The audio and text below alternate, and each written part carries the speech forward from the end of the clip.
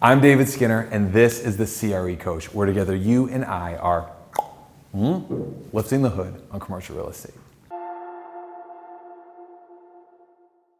The triple net lease structure is one of the 5 or so different leases.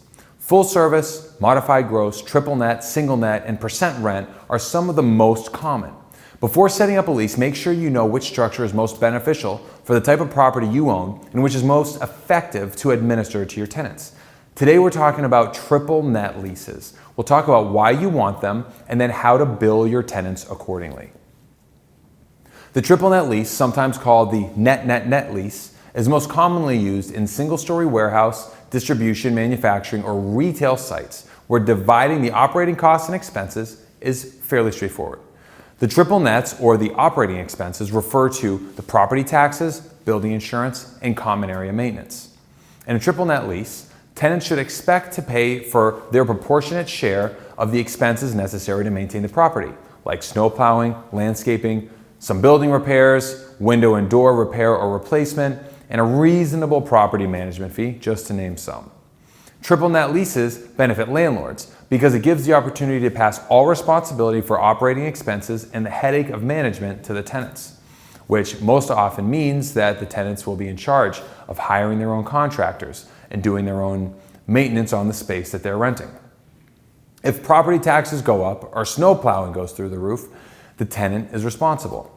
Triple net leases also benefit the tenant because the landlord is not making a profit on any of the triple net portion of the lease payment, and the tenant's also able to manage its own contracts and relationships rather than outsourcing to the landlord, who may or may not be as concerned with getting the best price or service from the vendors.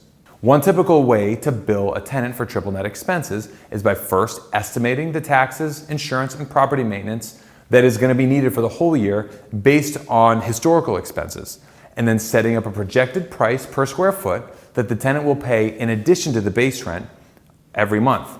This is called, in many leases, additional rent. At the end of the year, the landlord will review the actual taxes, actual insurance, and actual maintenance costs, and then reconcile these costs with the estimates, providing the window of time, something like 15 or 30 days, to reconcile the estimates with the updated actual amount. Some landlords prefer reconciling these amounts more frequently, like on a quarterly or biannual basis, but the frequency doesn't really matter as long as the tenants and landlords both agree on the arrangement.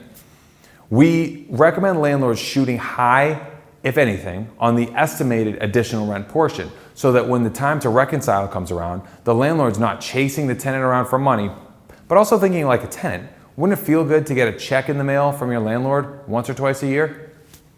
To summarize, triple net leases are for industrial and retail buildings. They minimize the maintenance for landlords, give transparency to the tenants, and are billed on an estimated monthly basis and then reconciled at the end of the billing period.